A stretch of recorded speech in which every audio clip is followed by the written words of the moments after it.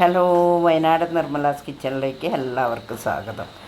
ചക്കയുടെ സീസണല്ലേ, അപ്പം നമുക്കൊരു പച്ചച്ചക്ക വെച്ചിട്ട് ഒരു സൂത്രം ഉണ്ടാക്കി നോക്കാം കേട്ടോ. അപ്പം ഈ ചക്ക നന്നായിട്ട് പേസ്റ്റായിട്ട് അരയ്ക്കണം. അതിന് വേണ്ടിയിട്ട് ഞാൻ കുറച്ച് തേങ്ങാപ്പാൽ ഇച്ചിരി ഏലക്കയും പൊടിച്ചിട്ട് വെച്ചിട്ടുണ്ട്. പിന്നെ വേണ്ടത് ഇച്ചിരി ശർക്കരയാണ്. അത് ഞാൻ ഉരുക്കി ഇവിടെ വെച്ചിട്ടുണ്ട്.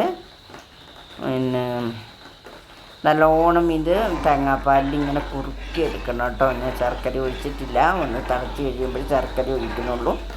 അപ്പോൾ നമുക്ക് ഇപ്പോൾ ശർക്കര ഒഴിക്കാം. ഞാനൊരു കൈ കൊണ്ട് ഇങ്ങനെ ചെയ്തുകൊണ്ട് എനിക്കതിൻ്റെ വീഡിയോ കിട്ടിയിട്ടില്ല. ഞാനതിലേക്ക് ശർക്കര ഒഴിക്കുന്നുണ്ട്. അപ്പം എന്താ പറയുക, ഇപ്പം പിന്നെ എന്താണെന്നല്ലേ നിങ്ങൾ ചോദിക്കണേ, ഈ പച്ചച്ചക്ക വെച്ചിട്ട് നല്ലൊരു അടിപൊളി കിണ്ണത്തപ്പാണ് ഉണ്ടാക്കുന്നത് കേട്ടോ. അപ്പം ഇതേപോലെ ഇളക്കി നല്ലോണം കുറുക്കി എടുക്കണം. ഇനി ഇപ്പം വേണമെങ്കിൽ കുറച്ച് പിന്നെ കടലപ്പരിപ്പ് ഇതിലിടാം. ഞാനിതൊന്നും ചക്കേൻ്റെ ടേസ്റ്റ് കിട്ടാൻ വേണ്ടിയിട്ട് ഇതൊന്നും ഇട്ടില്ല.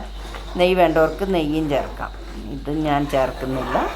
അപ്പോൾ എൻ്റെ ചാനൽ ഇഷ്ടപ്പെട്ട സബ്സ്ക്രൈബ് ചെയ്യാൻ മറക്കരുത്. എനിക്ക് ലൈക്കും ഷെയറും കമൻറ്റും തരണം. ആരും എനിക്ക് കമൻറ്റ് തരുന്നില്ല. പ്ലീസ് എനിക്ക് കമൻറ്റ് ഇടുക. എല്ലാവരും ഒന്ന് കമൻറ്റ് ഇടണം.